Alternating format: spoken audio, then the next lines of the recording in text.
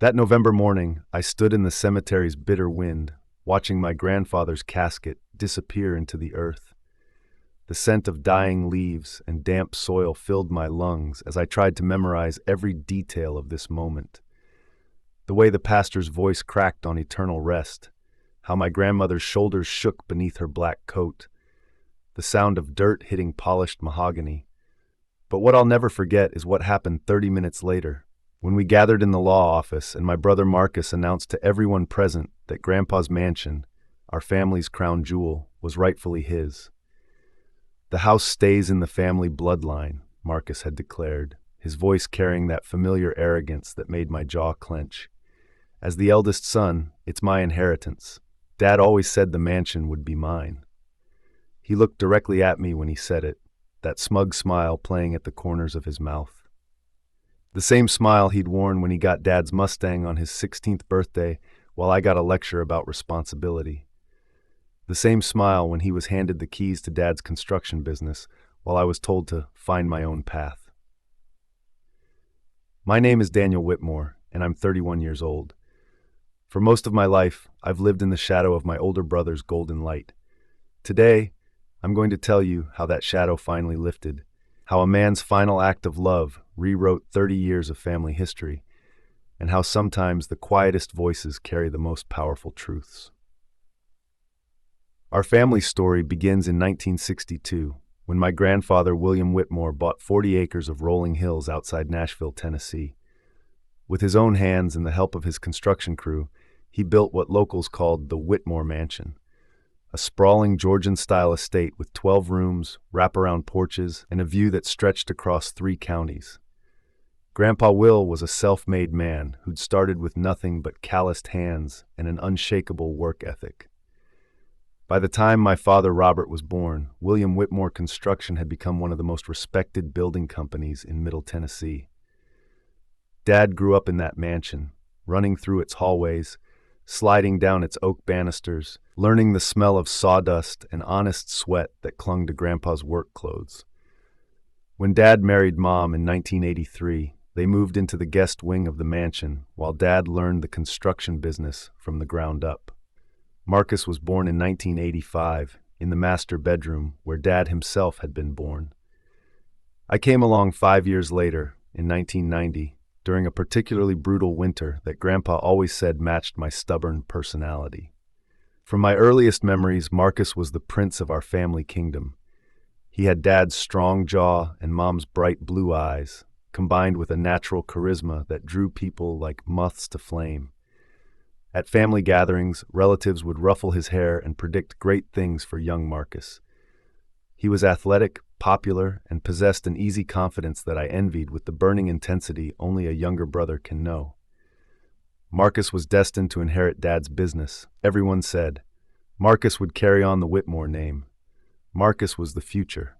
And me, I was the afterthought, the surprise baby who came along when Mom was 38 and thought she was done having children. Where Marcus was tall and broad-shouldered like Dad, I was slight and bookish like Mom's father. Where Marcus excelled at football and made friends effortlessly, I preferred reading in quiet corners and struggled with social anxiety. I wasn't bad or problematic, just forgettable.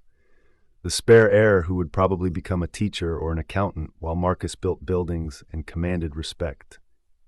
The favoritism wasn't malicious, but it was constant and suffocating. When Marcus made varsity football as a sophomore, Dad took a week off work to attend every game, whooping from the sidelines with tears of pride in his eyes. When I won the state science fair with a project on sustainable building materials, Dad clapped politely and said, "That's nice, son," before turning back to his conversation about Marcus's latest touchdown. For Christmas of 1998, Marcus received a brand new pickup truck with a bow on it. I got a $20 gift card to Barnes & Noble. The inequity wasn't just in material gifts, it was in expectations, attention, and hope. Dad spent his evenings teaching Marcus about construction contracts, blueprint reading, and project management. They would spread plans across the kitchen table after dinner, heads bent together in the warm light of the chandelier while I did homework alone in my room. "Marcus needs to understand the business," Dad would explain when I asked if I could join them. This will all be his someday. But there was one person who saw me differently. Grandpa Will, now in his 70s but still strong as an oak tree, would seek me out during family gatherings. While Marcus held court in the living room, entertaining cousins with football stories, Grandpa would find me on the back porch with a book. "What are you reading now, Danny boy?" he'd ask, settling into the rocking chair beside me with genuine interest in his weathered face. Grandpa listened when I talked about ideas for improving construction techniques I'd read about in engineering journals. He didn't dismiss my suggestions about incorporating solar panels or geothermal heating into new builds.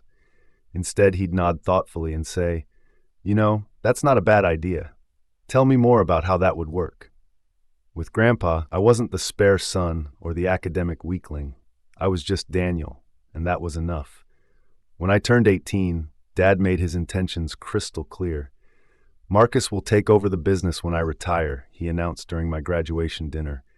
"It's been the plan since he was born. Daniel, you're smart enough to make your own way. College is probably the right path for you." It stung, but I'd been expecting it for years. I enrolled at Tennessee Tech to study civil engineering, funding my education through academic scholarships and weekend construction work. Ironically, for Dad's competitors, since working for Whitmore Construction might confuse the succession plan. College was liberation. Away from the constant comparison to Marcus, I thrived academically and socially. I joined the engineering club, made lifelong friends, and discovered I had a talent for innovative problem-solving that professors noticed and encouraged. During my junior year, I designed a low-cost, energy-efficient housing prototype that won a national competition and caught the attention of Habitat for Humanity. For the first time in my life, I was recognized not as Marcus's little brother, but as Daniel Whitmore, emerging civil engineer with a bright future. After graduation, I moved to Memphis and joined Morrison Engineering, a prestigious firm specializing in sustainable construction. Within 3 years, I'd been promoted twice and was leading projects across the Mid-South.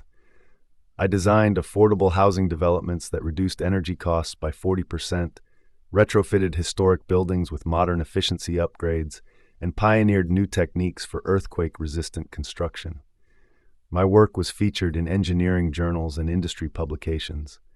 I was building a name for myself, literally and figuratively. Meanwhile, Marcus had settled into his ordained role as Dad's heir apparent. He married his high school sweetheart Sarah in a lavish ceremony at the mansion, honeymooned in Europe, and moved into the newly renovated carriage house on the family property. Dad officially made him vice president of Whitmore Construction, grooming him to take full control within 5 years. Marcus was living the life everyone had predicted for him. Successful business, beautiful wife, guaranteed inheritance of both the company and the family estate. But success hadn't made Marcus kinder or more humble. If anything, his secure position had amplified his arrogance and sense of entitlement. At family gatherings, he would regale everyone with stories of his business victories, his voice growing louder and more self-important with each glass of wine.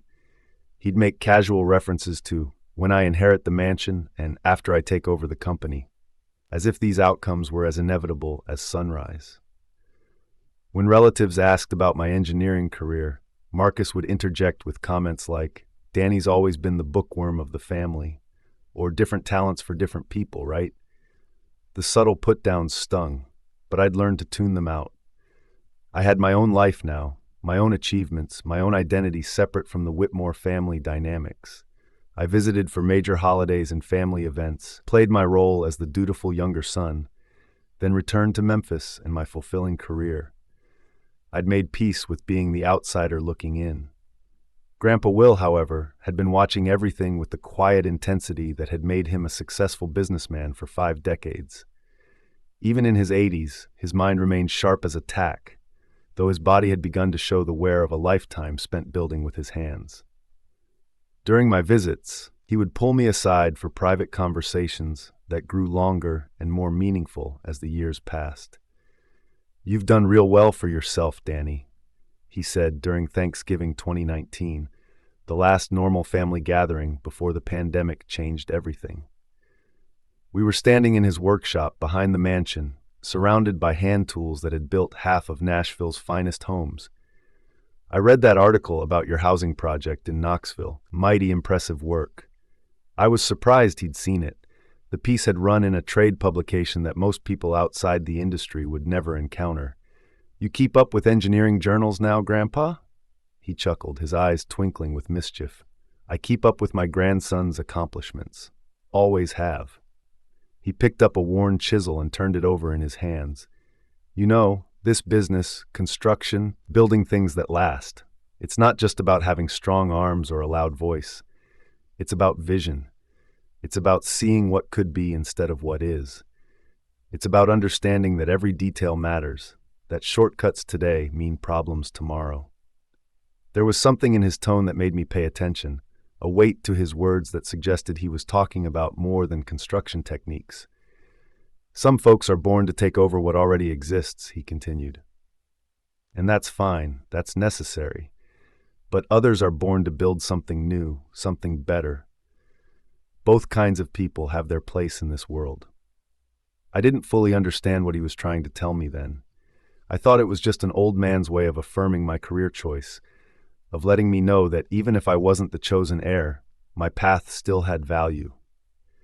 I couldn't have imagined that he was preparing me for what would happen 2 years later, on that gray November day, when his final gift would rewrite everything I thought I knew about my place in the family.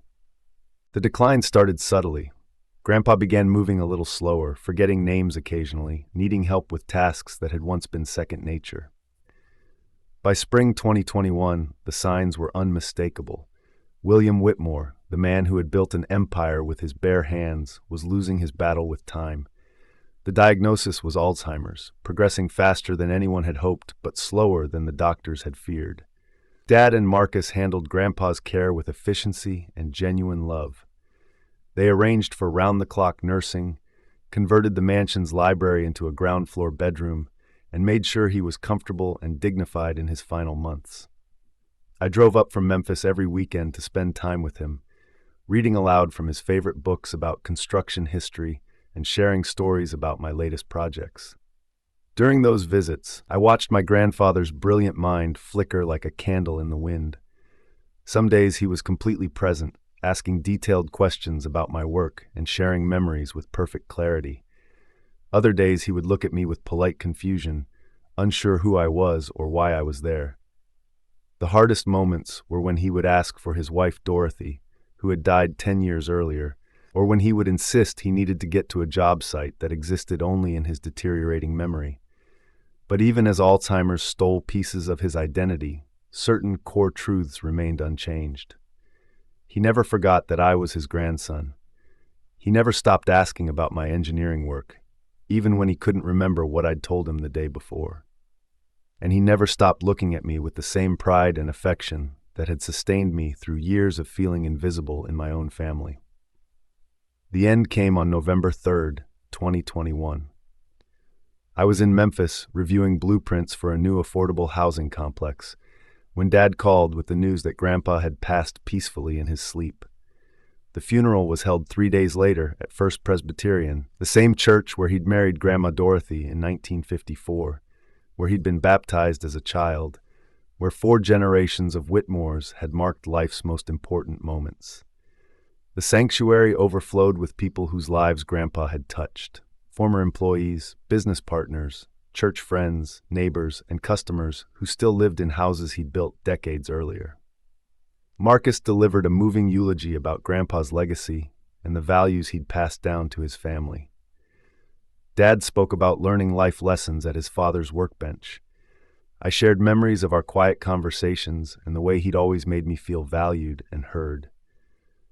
After the burial, we gathered at Morrison & Associates law firm for the reading of the will. This was expected to be a formality. Everyone assumed the bulk of Grandpa's estate would go to Dad, with provisions for grandchildren and charitable giving. The mansion, everyone agreed, would stay in the family, eventually passing to Marcus as the oldest grandson and heir to the construction business. Arthur Morrison, Grandpa's longtime attorney, was a distinguished man in his 70s who had handled the family's legal affairs for over 30 years. His office was lined with law books and family photos, creating an atmosphere of old-world respectability and trust. As we settled into leather chairs arranged in a semicircle, I noticed that Marcus had positioned himself prominently in the center, as if he were already claiming his inheritance. "Before we begin," Morrison said, adjusting his reading glasses, "I want you to know that William spent considerable time over the past 2 years updating and revising his will. Even as his health declined, his intentions remained clear and consistent. I've never worked with anyone who was more thoughtful about their final wishes." He opened a thick folder and withdrew several documents. "The will is quite detailed, but I'll summarize the major provisions first, then read the specific bequests." Dad nodded encouragingly, his arm around Mom's shoulders. Marcus leaned forward with barely concealed anticipation. Morrison cleared his throat. "To Dorothy Memorial Hospital, in memory of his beloved wife, William leaves $50,000 to establish the Dorothy Whitmore Memorial Fund for Cancer Research." Murmurs of approval circled the room. This was exactly the kind of generous gesture everyone expected from Grandpa. To his son, Robert Whitmore, William leaves the sum of $200,000, all tools and equipment currently stored in the workshop, and his blessing to continue operating Whitmore Construction with integrity and pride. Dad's eyes filled with tears. This was substantial and heartfelt, though notably it didn't include the business property or the mansion. To his daughter-in-law, Elizabeth Whitmore, William leaves $50,000 in all of Dorothy's jewelry, to be worn with love and passed down to future generations. Mom dabbed at her eyes with a tissue, clearly moved by the gesture. To his grandson, Marcus Whitmore, William leaves the sum of $100,000 in his vintage Ford pickup truck, with the hope that both will serve him well in his future endeavors. Marcus smiled broadly, though I noticed a flicker of confusion cross his face. $100,000 was generous, but where was the mention of the mansion? "And finally," Morrison continued, his voice taking on a more formal tone, "to his grandson Daniel Whitmore, William leaves the family home at 1247 Maple Ridge Road, including all 40 acres of surrounding property, the workshop and all its contents not previously bequeathed, and the remainder of his personal estate, valued at approximately $1.8 million. The silence that followed was deafening. I felt as if the air had been sucked from the room, leaving me floating in a surreal bubble where words didn't quite make sense. The mansion? The family estate that had been the crown jewel of the Whitmore legacy for 60 years? Left to me? Marcus was the first to break the silence. "I'm sorry, what?" His voice was sharp with disbelief. "Did you say the house goes to Daniel?" Morrison nodded calmly. "That's correct. The family home and property are bequeathed to Daniel Whitmore." "But that's impossible," Marcus sputtered, his composed facade cracking. "The mansion stays in the family. It's always gone to the eldest son. Dad, tell him there's been a mistake." Dad looked as stunned as everyone else. "Arthur, are you sure that's what Dad intended? The house has been in the family for generations. Marcus is the heir to the construction business." "I understand this comes as a surprise," Morrison said gently. "William anticipated there might be questions about his decision. He asked me to read this additional statement if anyone contested the bequest." He withdrew another document from the folder. "To my family," Morrison read in Grandpa's unmistakable cadence, "I have spent the last 2 years of my life watching and thinking carefully about the future of what I built. The Whitmore name will continue through both my grandsons, but in different ways. Marcus has been raised to inherit his father's business, and he will do that job well.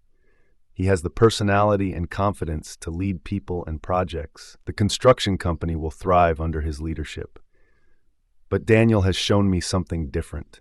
He has shown me innovation where others see only tradition.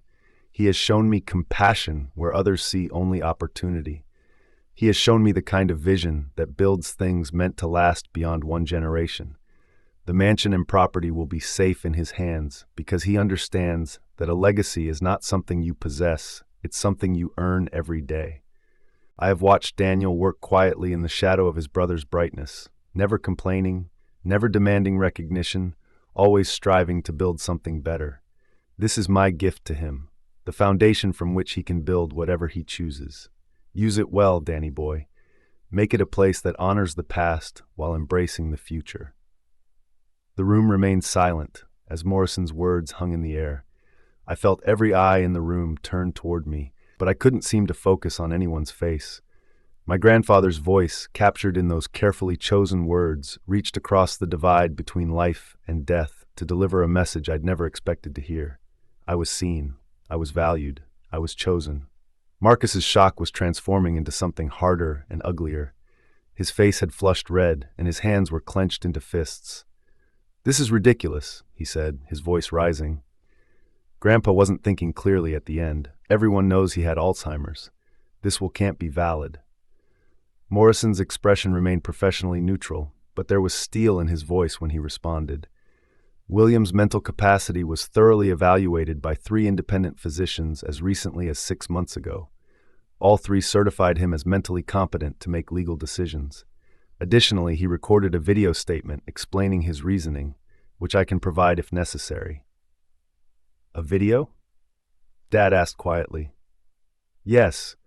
William wanted to ensure there could be no question about his intentions or his mental state when he made these decisions. The video was recorded in my office with witnesses present 4 months before his death." Marcus stood abruptly, his chair scraping against the wooden floor.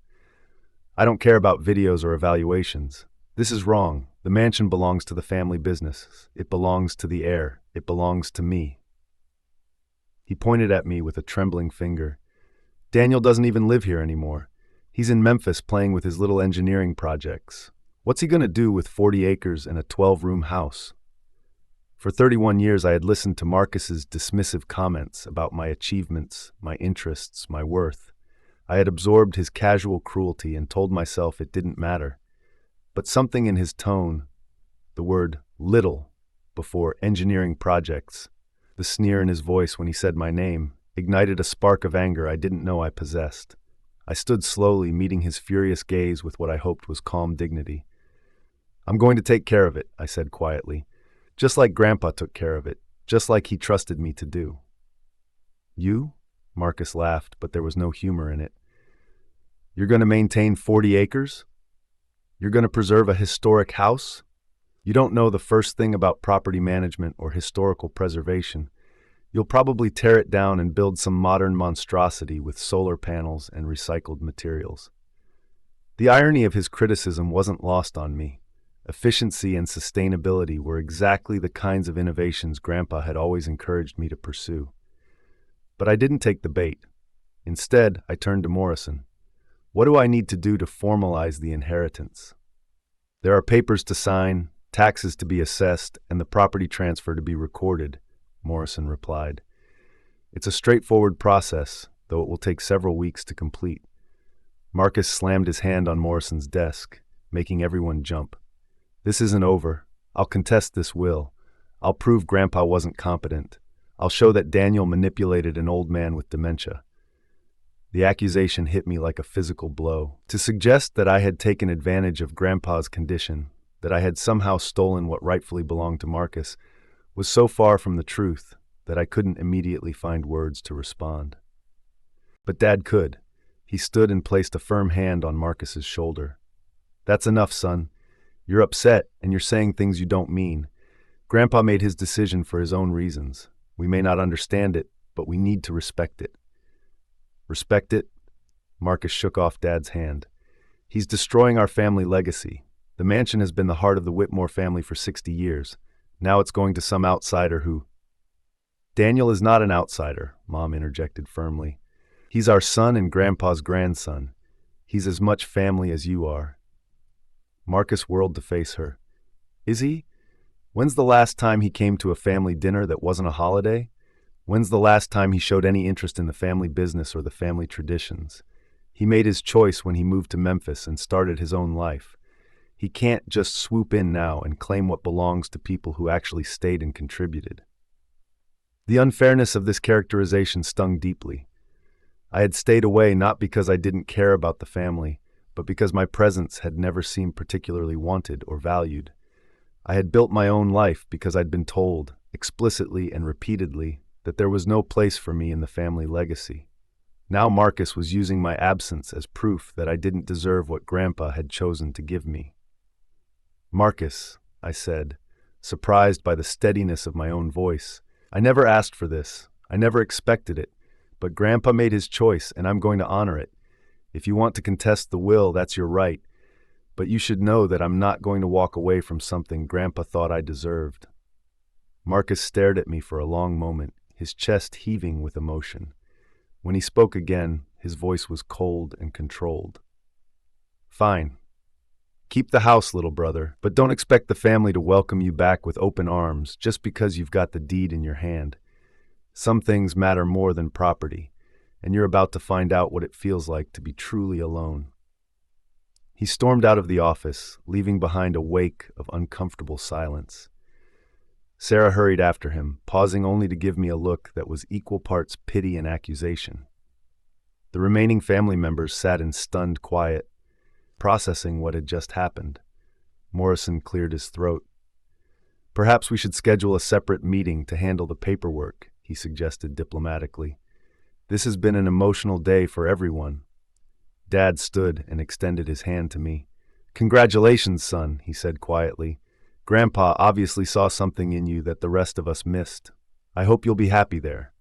There was something formal and distant in his tone that told me Marcus's anger wasn't entirely his own. While Dad was too dignified to make a scene in the lawyer's office, I could see the disappointment and confusion in his eyes. In his mind, the family estate should have stayed with the family business. By leaving it to me, Grandpa had broken a tradition that Dad had probably assumed would continue for generations.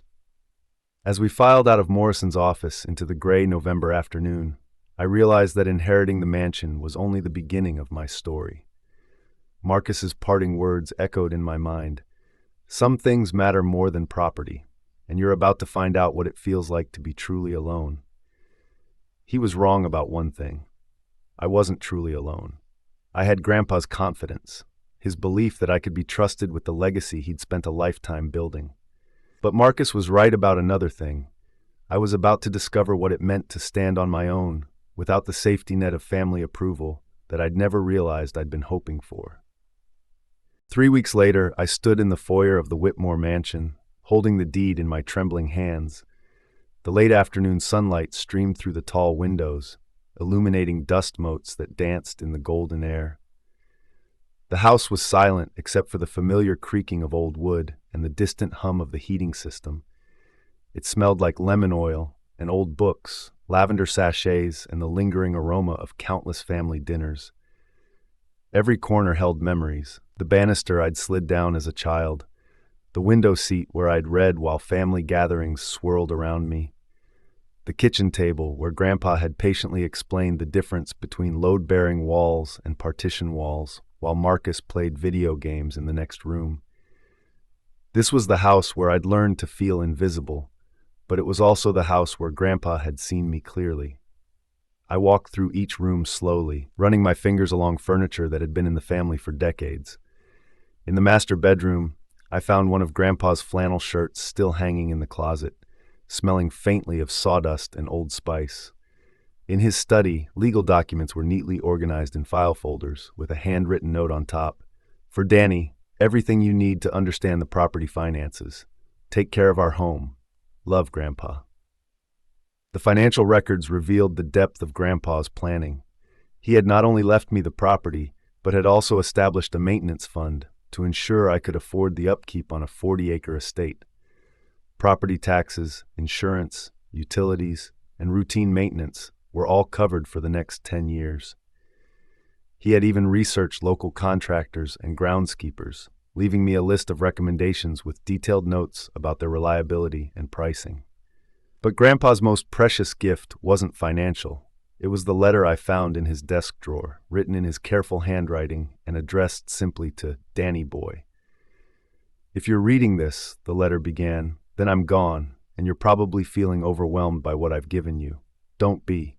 You've earned this, not by birthright or family politics, but by being the kind of man who sees possibilities where others see problems.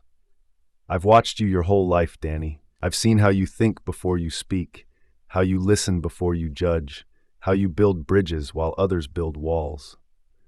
I've seen you take the hard road when the easy one was available, choose compassion when anger would have been justified.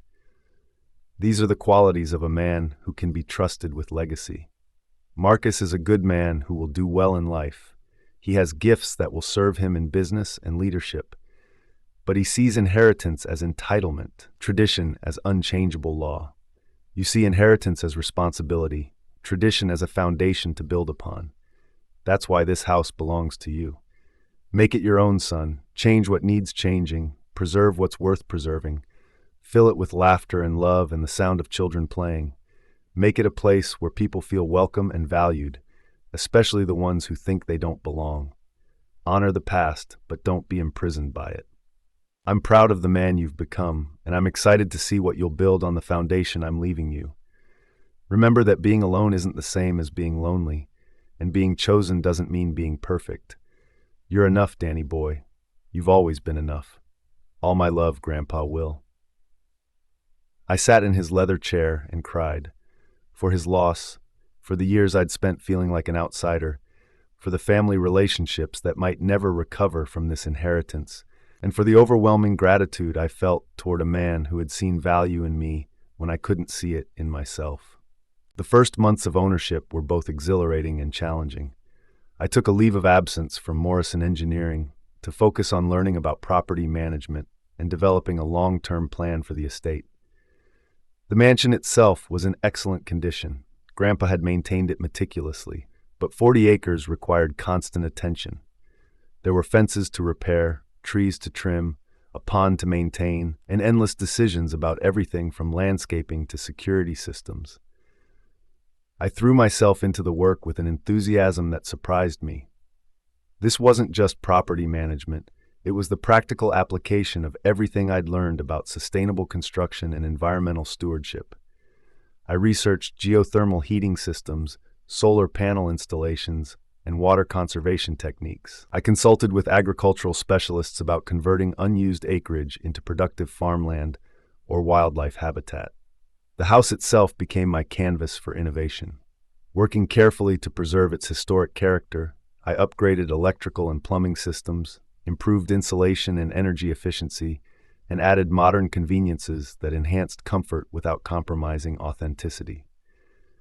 I documented every change with photographs and detailed notes, creating a record that future owners would appreciate. But the technical challenges were easier to handle than the family dynamics. Marcus had made good on his threat to contest the will, hiring an attorney to challenge Grandpa's mental competency at the time he'd made his final revisions.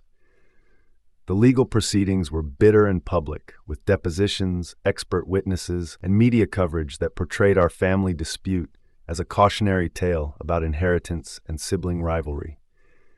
Marcus's strategy was to paint me as a manipulative opportunist who had taken advantage of an elderly man's deteriorating condition. His attorney argued that Grandpa's Alzheimer's diagnosis made any recent changes to his will legally questionable, regardless of what medical evaluations might say about his competency. They portrayed my weekend visits as calculated attempts to influence a vulnerable man, suggesting that I had somehow convinced Grandpa to change his will by exploiting his affection for me. The accusations were devastating, not because they were true, but because they revealed how little Marcus actually understood about my relationship with Grandpa.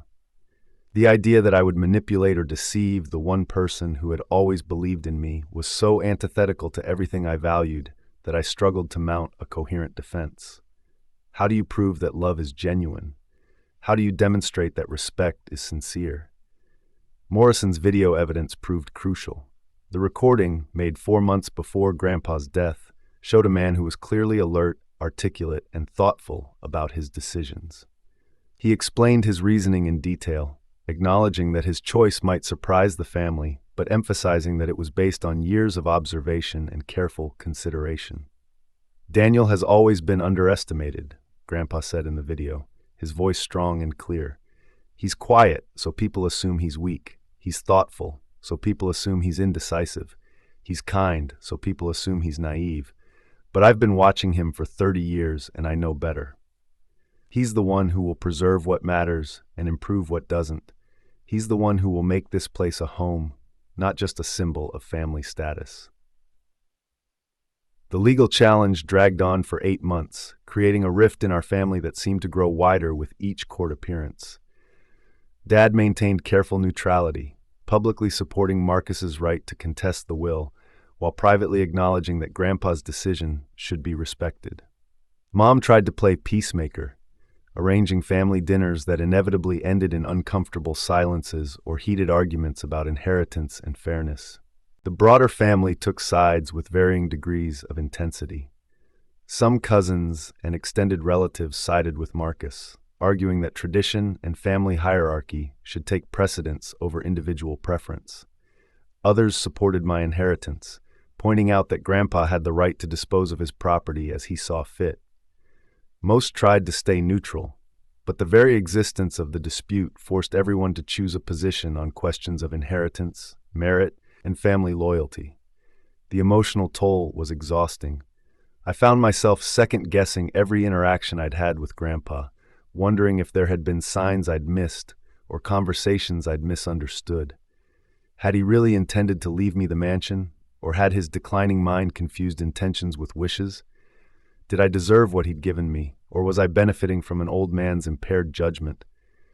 But whenever doubt crept in, I would return to Grandpa's workshop, where his tools still hung on pegboard in precise rows, where the smell of sawdust and machine oil still lingered in the air.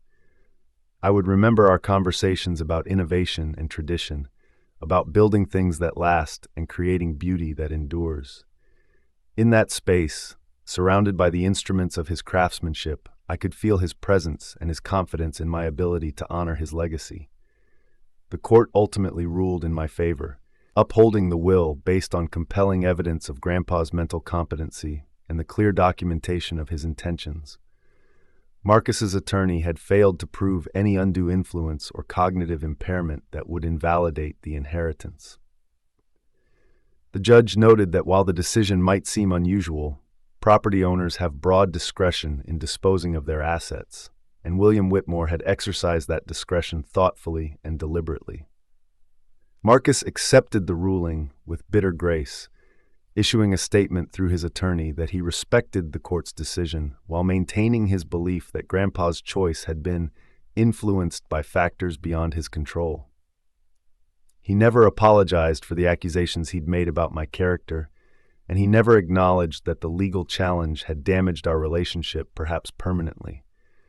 The victory felt hollow. I had won the right to keep what Grandpa had given me, but the cost had been high. Family relationships that had once been merely distant were now actively hostile. Holiday gatherings became exercises in careful diplomacy, with relatives choosing sides and conversations carefully steered away from anything related to inheritance or property. The mansion, which should have been a symbol of family history and shared legacy, had become a source of division and resentment.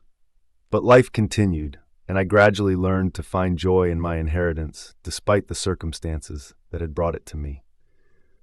I finished the property improvements I'd planned, creating a home that honored Grandpa's vision while reflecting my own values and priorities. I established scholarships for engineering students at Tennessee Tech, funded through income from leasing portions of the property to local farmers. I opened the mansion for historical society tours and community events, sharing its beauty and history with people who might never otherwise have the chance to experience such a place. Most importantly, I began to understand what Grandpa had really given me. It wasn't just a house or property or financial security. It was the confidence that comes from being chosen, the strength that comes from being believed in, the freedom that comes from having a foundation solid enough to build whatever future I could imagine. 2 years after the inheritance became final, I received an unexpected visitor. I was working in the garden on a warm Saturday morning in May when I heard a car coming up the gravel driveway. I looked up to see Marcus's pickup truck approaching the house, moving slowly as if the driver was uncertain about his welcome. I hadn't spoken to Marcus since the court ruling. We'd been in the same room at family gatherings, but our interactions had been limited to polite nods and carefully neutral conversations about weather and sports. I had no idea what had brought him to the mansion, but I was determined to handle the encounter with dignity. Marcus parked near the front steps and sat in his truck for a long moment before climbing out. He looked older than his 37 years, with gray threading through his dark hair and lines around his eyes that spoke of stress and sleepless nights. He approached me slowly, his hands shoved deep in his pockets. "Hello, Daniel," he said quietly. "I hope you don't mind my stopping by. I should have called first." "It's fine," I replied, pulling off my gardening gloves. "What can I do for you?" He looked around the property, taking in the improvements I'd made over the past 2 years. The gardens were lush and well-maintained, the fences were repaired and painted, and the mansion itself gleamed with fresh paint and careful restoration. Solar panels on the workshop roof caught the morning sunlight, while a small wind turbine spun lazily in the breeze. "The place looks good," he said, and there was genuine admiration in his voice. "You've done a lot of work." "It's been a labor of love," I said carefully. "Grandpa left me good bones to work with." Marcus nodded, his gaze settling on the workshop where Grandpa had spent countless hours teaching us both about craftsmanship and integrity. "Listen, Daniel, I came here to apologize. For the lawsuit, for the things I said, for the way I handled all of this. I was wrong." I studied his face, looking for signs of insincerity or manipulation, but found only exhaustion and regret. "What changed your mind?" He sighed deeply. "A lot of things. Time, mostly, and perspective." He gestured toward the house. "I kept waiting for you to fail, to prove that Grandpa had made a mistake. I thought you'd get overwhelmed by the responsibility, or sell the place to developers, or let it fall into disrepair. I wanted to be right about you not deserving this." The admission stung, but I appreciated his honesty. "And now? Now I can see that Grandpa knew exactly what he was doing. You haven't just maintained this place, you've improved it. You've found ways to honor its history while making it better for the future. That's something I never would have thought to do." He paused, struggling with words. "You've proven that you didn't just inherit the mansion, you earned it." We stood in comfortable silence for a moment, the morning breeze carrying the scent of honeysuckle and freshly cut grass. I realized that this was the first genuine conversation Marcus and I had shared in decades, free from competition or comparison or the weight of family expectations. "I also came to tell you that Sarah and I are getting divorced," Marcus continued. "It's been coming for a while, but the stress of the lawsuit and the family drama didn't help. She couldn't understand why I was so angry about the inheritance, and I couldn't explain it without sounding petty and entitled." He smiled ruefully. "Turns out I was petty and entitled." "I'm sorry to hear about the divorce," I said, and meant it. Despite everything that had happened, I had no desire to see Marcus suffer. "The business is struggling too," he admitted. "I thought taking over from Dad would be easy, but it turns out there's more to running a construction company than I realized. I've made some bad decisions, taken on projects I shouldn't have, trusted people I should have investigated more carefully. Dad's been helping me clean up the mess, but it's been a humbling experience." I felt a surge of sympathy for my brother. Success had come easily to him for so long that he'd never learned how to handle failure or adversity. The golden boy who had seemed destined for effortless achievement was discovering that life could be complicated and unforgiving. "Is there anything I can do to help?" I asked. Marcus looked surprised by the offer. "You'd help me? After everything I put you through?" "You're my brother," I said simply. "Family doesn't stop being family just because things get complicated." He smiled, the first genuine smile I'd seen from him in years. "Actually, there is something. I've been thinking about what you said during the court proceedings about sustainable construction and energy-efficient building techniques. Some of our clients have been asking about those kinds of upgrades, but I don't know enough about the technology to bid on those projects confidently." I felt a familiar excitement stirring. "I know a lot about that field. It's been a big part of my work in Memphis. Would you consider consulting for us? Nothing permanent or exclusive, just advice on specific projects where we need expertise we don't have in-house." He hesitated. "I understand if you're not interested. I know I haven't given you any reason to trust me." The request represented an opportunity I'd never imagined, a chance to work with the family business, to contribute to the Whitmore construction legacy, to bridge the gap between tradition and innovation that had always separated Marcus and me. It was also a chance to rebuild our relationship on new terms, as equals rather than competitors. "I'd be interested in discussing it," I said. "Why don't you come inside? We can talk about what kinds of projects you're considering, and I can show you some of the efficiency upgrades I've made to the house." As we walked toward the mansion, Marcus paused to look back at the property. I always assumed that inheriting this place meant keeping it exactly the way Grandpa left it. I thought that was what preserving family legacy meant. But looking at what you've done here, I realize that real preservation means making something strong enough to survive change. Inside the house, I showed Marcus the geothermal heating system, the solar water heating, the smart home technology that monitored energy usage and environmental conditions. I explained how each upgrade had been designed to enhance efficiency while preserving the mansion's historic character. We discussed LEED certification processes, green building materials, and innovative construction techniques that could give Whitmore Construction a competitive advantage in an increasingly environmentally conscious market. For the first time in our adult lives, Marcus listened to my ideas without dismissing them as impractical or naive. He asked thoughtful questions about implementation costs, client education, and market demand for sustainable construction. I realized that his early arrogance had matured into a more humble recognition that he didn't have all the answers, and that seeking help was a sign of strength, not weakness. Our conversations stretched into the afternoon, ranging from technical discussions about building codes and energy efficiency to more personal reflections on family, success, and the lessons we'd learned from our inheritance dispute. Marcus admitted that he'd always felt pressure to live up to expectations that seemed effortless, but were actually quite demanding. I shared my own struggles with feeling invisible and undervalued, despite academic and professional achievements that should have been sources of confidence. "I think I was jealous of you," Marcus said, as we sat on the front porch, watching the sun set over the rolling hills of the property. "Not of your achievements necessarily, but of your freedom.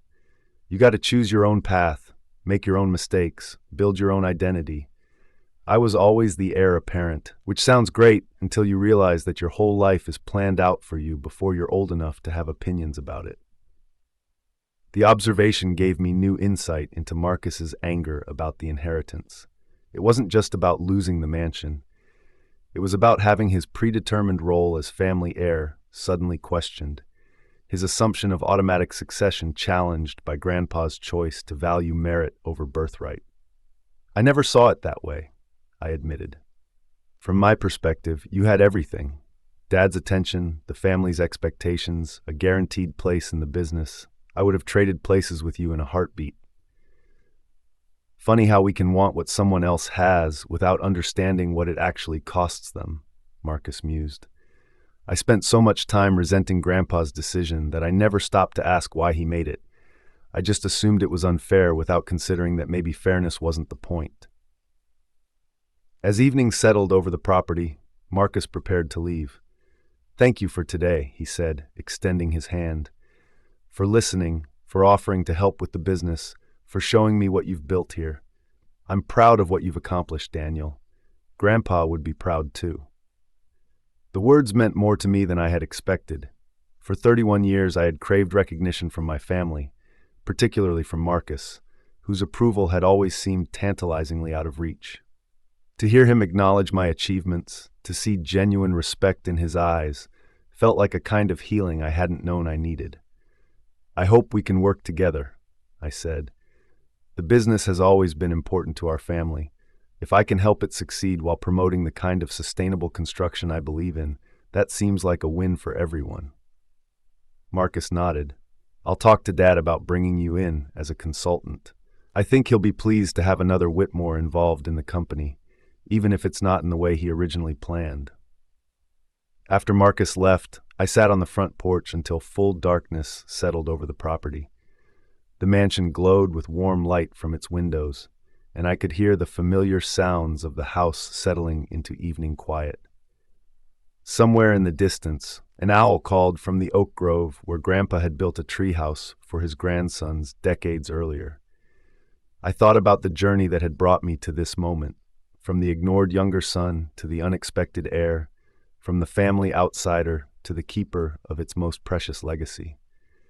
The path had been painful and unexpected, marked by loss and conflict and moments of profound doubt, but it had also been a path toward understanding my own worth, toward claiming a place in the family story that I had never imagined possible.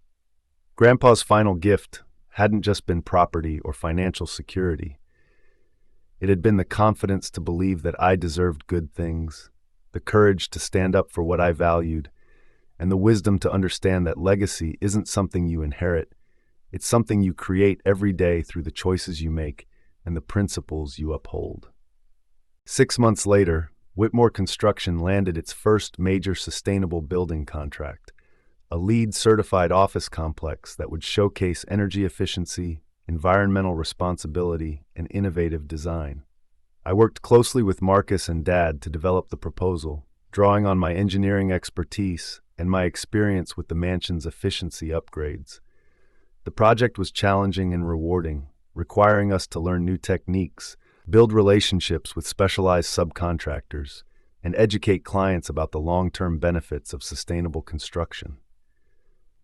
But it was also profitable and prestigious, attracting attention from other potential clients who were interested in environmentally responsible building practices. Working with the family business felt like coming home in a way I'd never expected. I maintained my primary residence at the mansion and my consulting practice in Memphis, but I spent several days each week at the Whitmore Construction offices, collaborating on project designs and environmental impact assessments. Dad welcomed my involvement with enthusiasm, expressing regret that he hadn't thought to include me in the business earlier. "Your grandfather was right about you," Dad told me one evening as we reviewed blueprints for a residential solar installation. "You see things the rest of us miss. You think about consequences and possibilities that don't occur to people like Marcus and me. The business is better because you're part of it." The words were healing balm for wounds I'd carried since childhood. To be valued not as the spare son or the unexpected heir, but as a professional whose skills and insights contributed meaningfully to the family enterprise, felt like a different kind of inheritance, one that I had earned through competence and dedication rather than received through legal documents. The mansion continued to evolve under my stewardship. I opened portions of the property for community events, hosting everything from historical society meetings to environmental education workshops. The workshop became a teaching space, where I shared sustainable building techniques with local contractors and engineering students. The gardens provided produce for the local food bank, while the restored greenhouse served as a research site for drought-resistant landscaping. But the most meaningful change was in the family relationships that had been strained by the inheritance dispute. Marcus and I developed a genuine friendship built on mutual respect and shared professional interests. We discovered that we worked well together, combining his people skills and business acumen with my technical expertise and innovative thinking. Dad began treating me as a valued member of the construction team rather than an outsider looking in. Even Mom noticed the change. "It's nice to have both my sons working together," she said during a family dinner at the mansion. "Your grandfather would be so pleased to see how things turned out." As I stood in Grandpa's workshop on the second anniversary of his death, surrounded by the tools he'd used to build a lifetime of beautiful, lasting structures, I finally understood the full scope of his final gift. He hadn't just left me a house or property or money. He had left me a foundation strong enough to support whatever I chose to build upon it, professionally, personally, and relationally. The mansion was no longer just the Whitmore family estate. It was my home, shaped by my values and vision, filled with my chosen relationships and meaningful work. It was a place where the past was honored but not worshipped, where tradition provided strength rather than constraints, where innovation and heritage worked together to create something better than either could achieve alone.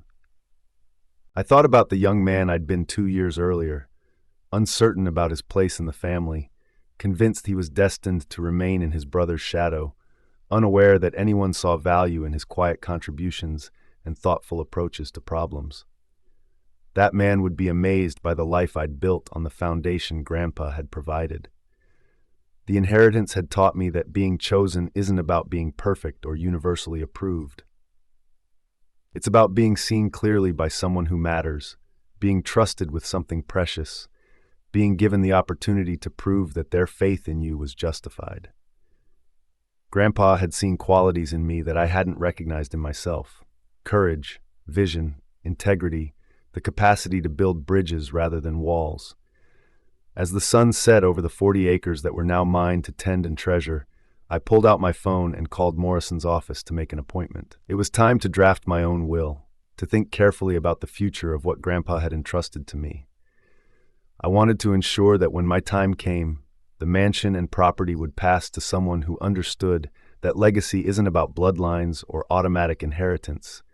It's about recognizing potential, nurturing character, and having the wisdom to see value in unexpected places. The whispers of glory that had started with Grandpa's final act of love would continue, I decided, carried forward by anyone who proved themselves worthy through their actions rather than their assumptions. The mansion would remain a place where quiet voices could be heard, where thoughtful contributions were valued, where the overlooked and underestimated could find their strength and claim their place in the story. That night, I sat on the front porch with a glass of bourbon and Grandpa's old leather journal, recording my thoughts about the day and my plans for the future. The mansion glowed with warm light behind me, solid and welcoming, a testament to one man's vision and another's determination to honor it properly. In the distance, I could hear the sound of Marcus's truck pulling into the driveway for our weekly business meeting. Soon we would spread blueprints across the kitchen table, discussing sustainable materials and energy-efficient designs, planning projects that would build a better future on the foundation of family tradition. The inheritance dispute that had once threatened to tear our family apart had instead revealed truths about love, worth, and the courage required to stand up for what matters. Grandpa's final gift hadn't just changed my life, it had changed all of us, forcing us to examine our assumptions about merit and entitlement, about the difference between inheriting position and earning respect. As I watched Marcus approach the house with his arms full of project folders, I smiled at the thought of what Grandpa would say if he could see us now. Two brothers who had spent a lifetime comparing themselves to each other had finally learned to value what each brought to the table. The family business was thriving through innovation and collaboration. The mansion was flourishing under thoughtful stewardship that honored its past while embracing its future. The whispers of glory that had started with a grandfather's quiet confidence in his younger grandson had grown into something larger, a legacy of seeing clearly, choosing wisely, and building beautifully. It was a legacy I would spend the rest of my life trying to prove worthy of, and one I would someday pass on to someone else who needed to learn that being overlooked doesn't mean being worthless, that quiet strength has its own power, and that sometimes the most precious inheritance is simply being believed in by someone who matters. In the end, that's what Grandpa had really left me, the unshakable knowledge that I was seen, valued, and worthy of great things. Everything else, the mansion, the property, the financial security, was just the foundation for building a life that honored that gift. And as I opened the front door to welcome my brother inside, I knew that the best chapters of that life were still to be written,